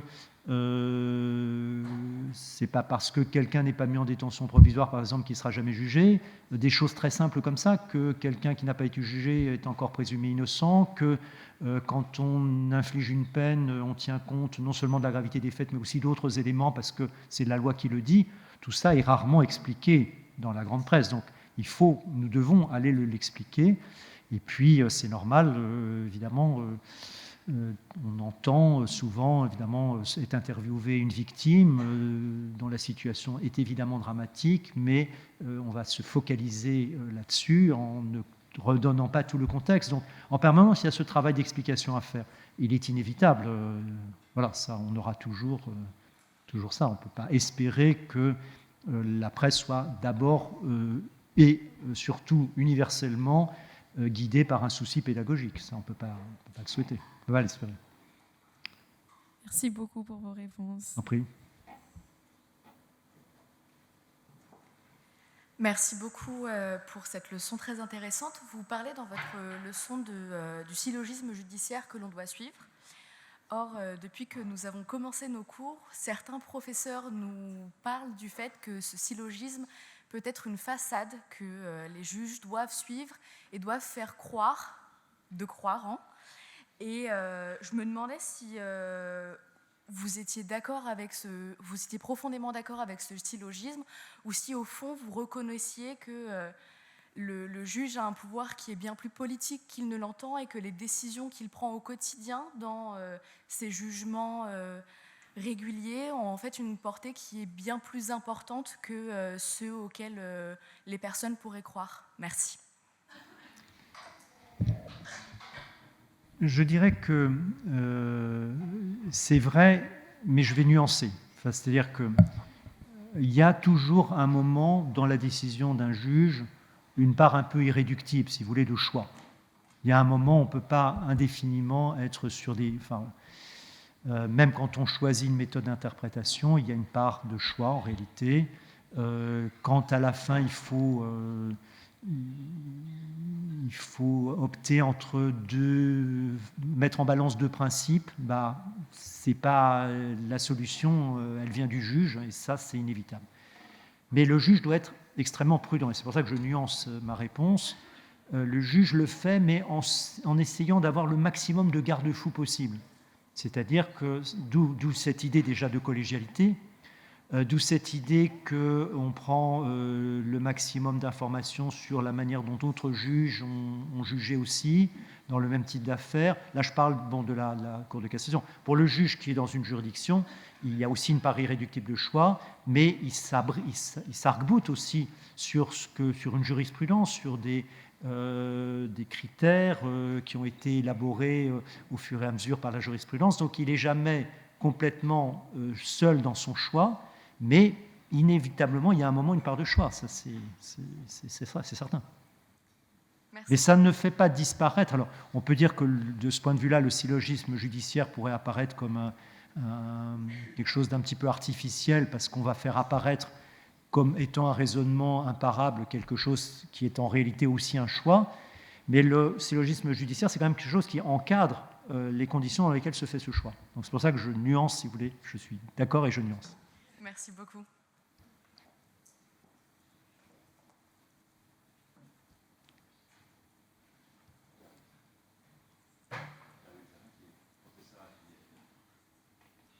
Bonsoir, Monsieur le Premier Président. Merci pour cette intervention. Je pense que je l'ai longtemps attendu, en fait. Il me semble que je peux témoigner auprès des étudiants. Pendant très longtemps, les hauts magistrats ne venaient pas s'exprimer aussi facilement que l'on le voit ce soir, ou d'autres magistrats, la Cour d'appel de Paris, par exemple, qui communiquent bien davantage qu'auparavant. C'est très agréable pour la communauté juridique qui peut ainsi s'unir. Alors j'ai une question. Si j'ai bien compris, à la fin de votre présentation, vous avez dit que c'est le consensus que les libertés fondamentales suscitent qui est le fondement de leur légitimité.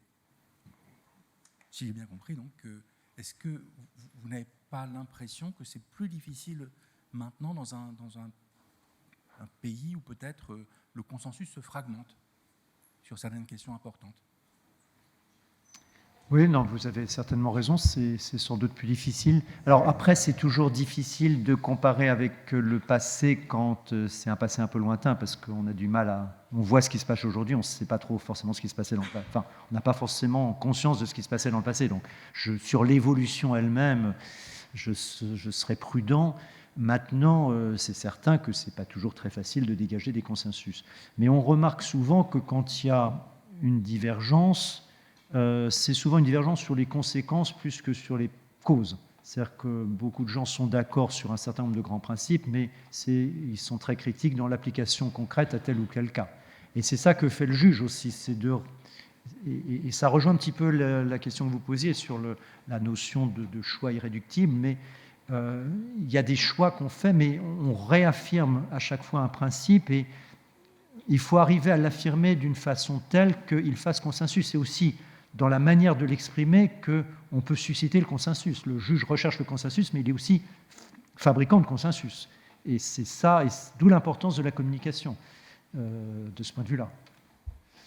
Mais oui, c'est pas ça. Évidemment, on a tous à l'esprit un certain nombre de questions sur lesquelles il n'y a pas consensus.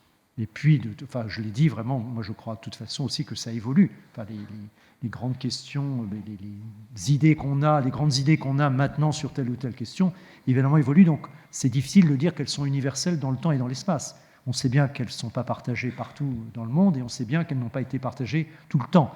Donc en réalité, c'est pour ça que je suis assez attaché à cette idée que ça fait consensus à un moment, à un endroit. Et d'ailleurs, on a au fond, le droit le prend en compte cela, parce qu'on va considérer qu'il faut une majorité plus importante pour modifier un grand principe qui a une valeur constitutionnelle. Il faudra une majorité qui permet de modifier la Constitution.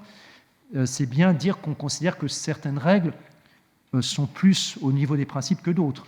Donc ça veut dire qu'à un moment, en tout cas, elles ont fait consensus. Et si on veut modifier le consensus, il faut un nouveau consensus plus large que celui que suppose une loi, par exemple.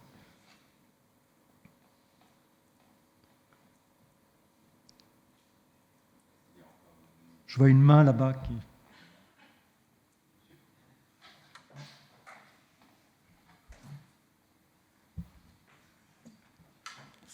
Bonjour, je vous remercie pour votre conférence.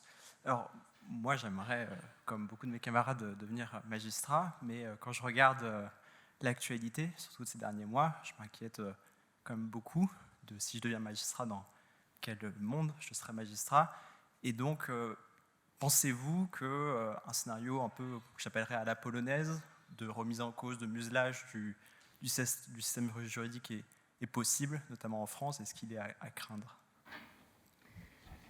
D'abord, ce qui est réconfortant, c'est que l'évolution polonaise a repris le chemin inverse. Donc, ça veut dire que même quand, à un moment, on peut avoir des grandes inquiétudes, il ne faut jamais désespérer. Et puis, il faut de toute façon être toujours optimiste. C'est-à-dire que même si on a des inquiétudes, il faut justement être magistrat. Et le magistrat, il est là aussi pour résister à des pressions contre son indépendance, et les juges polonais l'ont fait, comme des juges d'autres pays, et on ne peut pas renoncer en raison de l'inquiétude. Au contraire, ça donne d'autant plus de noblesse au métier qu'on sait que ce ne sera pas forcément facile. Vous citez ce risque politique, mais c'est de toute façon un métier difficile, un métier où il y a beaucoup de travail. Il faut quand même entrer dans cette voie si vraiment... Si vous avez envie d'être magistrat, il faut devenir magistrat. Il faut le devenir, il ne faut pas vous arrêter à des inquiétudes. Merci.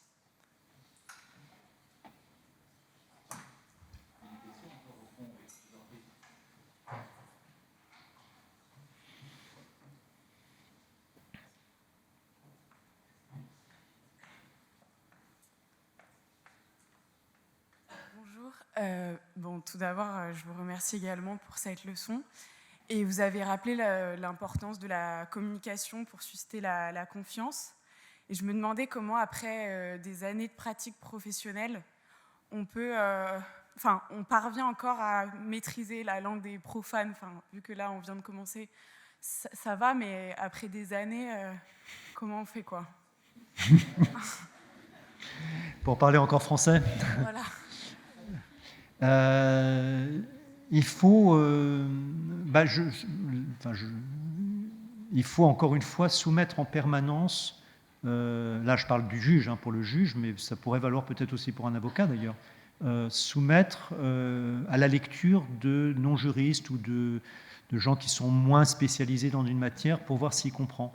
Et ça, c'est un exercice que nous nous imposons. Et encore une fois, je reprends ce que j'ai dit tout à l'heure, le communiqué de presse, c'est vraiment cet exercice-là. Et si on décidait, par exemple, comme ça se passe dans certains pays, de rédiger le communiqué de presse en même temps qu'on rédige l'arrêt, à ce moment-là, c'est un test. Est-ce que l'arrêt... Parce que si le communiqué de presse est dirigé en une langue totalement différente, c'est qu'il y a un problème. Donc, c'est un très bon test pour obliger à rédiger un arrêt en langage clair. Après, il y a quand même quelques termes techniques qu'on ne peut pas éviter. Il ne faut pas croire toujours que ce soit une bonne chose de vouloir tout échapper complètement aux termes techniques, parce qu'on peut perdre en précision et en clarté en juridique ce qu'on va gagner en ce qu'on croit être une bonne compréhension, mais qui en réalité suscitera beaucoup d'ambiguïté. Donc il faut aussi éviter les ambiguïtés. Donc ce n'est pas forcément très facile. Mais je crois que ce travail, non, je ne crois pas qu'on perde. Il y a par exemple quelque chose que je constate d'intéressant, parce qu'on trouve toujours plus spécialiste que soi. C'est-à-dire on pense parler un certain langage juridique, on trouve toujours quelqu'un qui va employer des mots encore plus précis, moins connus. Et on le voit dans un délibéré où vous avez, à l'intérieur d'une formation de jugement, y compris à la Cour de cassation, où pourtant les gens sont déjà assez spécialisés, parce qu'ils sont non seulement dans une chambre, mais à l'intérieur d'une chambre, dans une section, donc ils sont déjà entre eux spécialistes d'un domaine au sens large. Et très souvent, il y en a un qui est vraiment le spécialiste d'un domaine très très précis, et qui va commencer à expliquer des choses. Et toute la vertu du délibéré, c'est justement que les autres lui disent « mais là, attends, on ne comprend pas ce que tu dis, tu emploies une notion, qu'est-ce que ça veut dire exactement ?» et d'obliger le spécialiste à expliquer. Et c'est quelque chose que j'ai souvent constaté, d'ailleurs, que poser des questions à un spécialiste, c'est l'obliger à s'expliquer et parfois lui faire prendre conscience de de ce que finalement c'est pas très clair et que la jurisprudence n'est pas si claire, etc. Donc, vous voyez, même au niveau à l'intérieur des spécialistes, la question se pose. Mais la solution, c'est toujours d'accepter le regard des autres, la lecture des autres.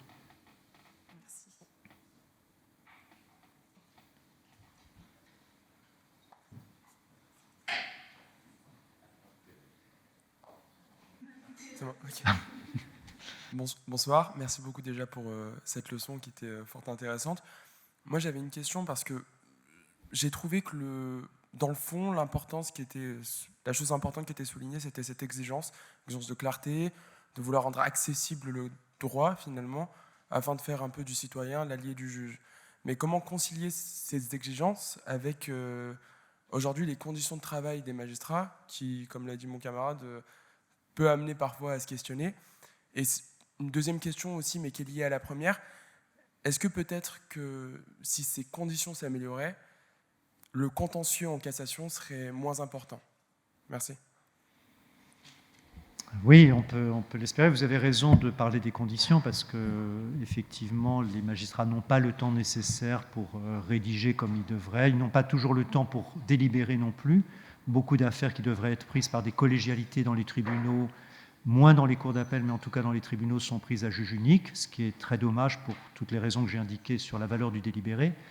Là, il faut espérer que de ce point de vue-là, les choses s'améliorent.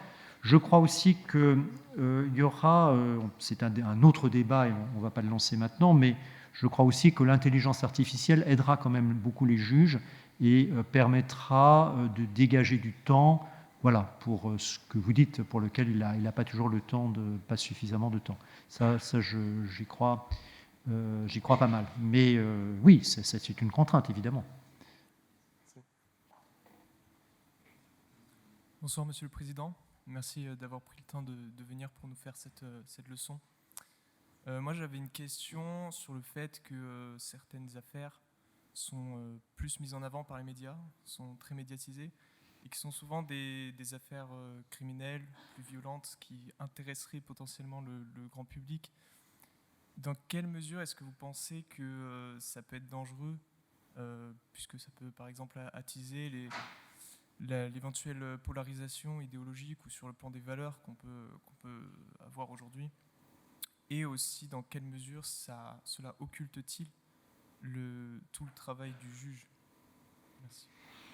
Vous posez, oui, c'est un très gros problème, effectivement, mais ça, c'est la liberté de la presse, évidemment, sur laquelle il n'est pas question de revenir. Et les journalistes, oui, s'intéressent à ce qui va susciter, a priori, ce qui est un peu passionnel, évidemment, quand il y a un phénomène d'identification possible entre le public et une victime, ou même un prévenu. Mais ça, la seule réponse que peut donner le juge, c'est lui-même d'avoir cette communication, d'intervenir lui-même dans les médias, etc. Il ne peut pas empêcher, évidemment, tous ces phénomènes que vous indiquez. On ne peut pas faire... voilà, mais c'est encore une fois... C'est pour ça que je disais tout à l'heure, la Cour de cassation veut montrer que la justice concerne la vie quotidienne de tout le monde. C'est-à-dire que ce qu'on montre, c'est que la Cour de cassation traite à la fois des problèmes de locataires, des problèmes de couple, des problèmes d'enfants, des problèmes sur le lieu de travail, etc. Que c'est la vie quotidienne qui est prise évidemment en compte par le droit dans son ensemble et que ça ne se réduit pas du tout, évidemment, heureusement, à quelques affaires criminelles. C'est notre travail de le faire. On y réussit plus ou moins bien, mais j'espère qu'on y réussit un peu quand même. Merci.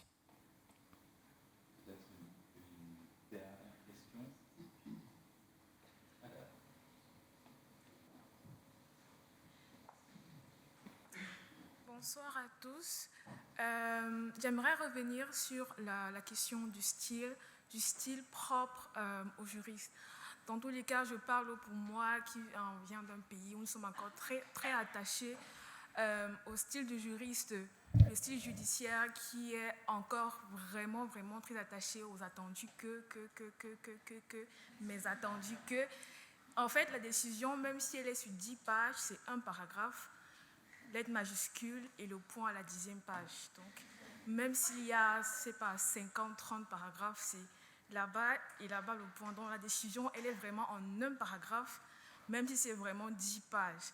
En fait, c'est pas pour critiquer, mais c'est pas pour critiquer, mais j'aimerais savoir, parce que quand j'ai commencé mes études de droit, c'était pour moi une forme de particularité de l'écriture, de la rédaction judiciaire, juridique. Parce qu'en fait, on verra que chez par exemple, les juristes, on écrit comme ça. Après, lorsqu'on verra les sociologues, anthropologues, philosophes, ils auront aussi leur manière à eux de rédiger et tout. Donc pour moi, c'était, on va dire, une petite fierté, parce qu'en fait, on a notre propre manière à nous de rédiger. C'est un peu comme notre trésor caché à nous, les juristes, parce que c'est pas tout le monde qui va maîtriser, en fait, la stylistique des attendus, mais attendus, En fait, est-ce qu'on ne perd pas, en fait, cette stylistique propre à nous, les juristes? Alors, je pense que, je l'ai dit en réponse à la question précédente qui allait dans le sens inverse, qu'il y a une part incompressible de termes techniques qu'on est obligé d'employer. De même que quand on fait de la philosophie, inévitablement, il y a des termes, des concepts sur lesquels les philosophes se sont entendus. Des concepts, c'est un langage commun, et on gagne du temps en employant ces mots plutôt que d'avoir à réexpliquer à chaque fois ce que représente le concept. Donc c'est pareil en droit, il y a des mots sur lesquels on s'est entendu, usucapion, chacun sait ce que c'est, on n'a pas besoin à chaque fois expliquer ce que c'est, même si la plupart de nos concitoyens ne connaissent pas le mot. Mais je crois qu'il faut vraiment se limiter à ce qui est nécessaire. Les attendus, ce n'est pas nécessaire. Les attendus, ça n'apporte strictement rien en termes de rigueur. La phrase unique que vous décrivez, effectivement, qui commence avec attendu que et qui se termine 3 pages plus loin avec un point, c'est souvent illisible, mais c'est illisible de manière inutile. Et nous avons fait ce travail à la Cour de cassation, puisque nous avons décidé de supprimer les attendus, de passer à ce que nous appelons le style direct. Et nous avons décidé aussi donc, de ne plus avoir cette phrase interminable et d'avoir des courts paragraphes. Et nous sommes, moi c'était ma conviction profonde, très souvent dans cette phrase que vous décrivez, où il y a en plus des tas de subordonnés, de propositions subordonnées, on se rend compte que quand on commence à découper la phrase pour en faire des paragraphes séparés, des paragraphes courts, et qu'il faut trouver des connecteurs logiques entre les différents paragraphes, on se rend compte que c'est beaucoup plus compliqué, en fait, qu'on a beaucoup plus de mal à dire quel est le rapport entre 2 membres de phrase que quand on avait des attendus qui masquaient en réalité des ambiguïtés.